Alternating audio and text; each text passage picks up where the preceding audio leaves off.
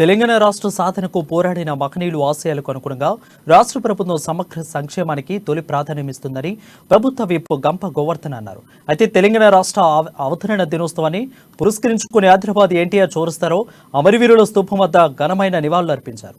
అనంతరం కలెక్టరేట్లో స్థానిక ప్రజాప్రతినిధులు ఉన్నతాధికారులతో కలిసి జాతీయ జెండాను ఆవిష్కరించారు. జాతీయ గీతాన్ని ఆలపించారు. అయితే పోలీసులు గౌరవ వందనం స్వీకరించారు. తెలంగాణ ప్రత్యేక రాష్ట్రంలో పోరాడి కొండా లక్ష్మణ్ బాపూజీ చేసిన త్యాగాలను స్మరించుకుంటూ ఆయన ఆశయాలకు అనుగుణంగా నడవాలని పిలుపునిచ్చారు.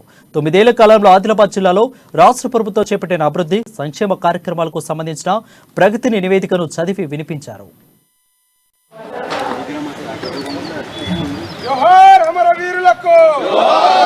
తెలంగాణ రాష్ట్ర అవతరణ దినోత్సవం ఈ రోజు మనం ఉత్సవపూరిత వాతావరణంలో జరుపుకోవడం ఎంతో ఆనందంగా ఉంది.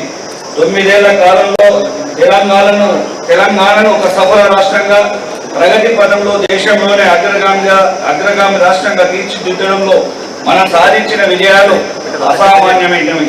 ప్రజా సంక్షేమంలోనూ అభివృద్ధిలోనూ యావత్ దేశానికి తెలంగాణ రాష్ట్రం ఆదర్శప్రాయంగా నిలిచింది. తెలంగాణ ఆచరిస్తున్నది దేశం అనుసరిస్తున్నదని చెప్పుకునే స్థాయికి చేరుకున్నది. ఇది రాష్ట్ర ప్రజలందరికీ గర్వకారణం. తెలంగాణ ప్రాంతం తెలంగాణ బలమైన ఆర్థిక శక్తిగా నిలబడగలిగింది. రాష్ట్ర ప్రజల ఆకాంక్షలకు అనుగుణంగా గ్రామీణ పట్టణ ప్రాంతాలకు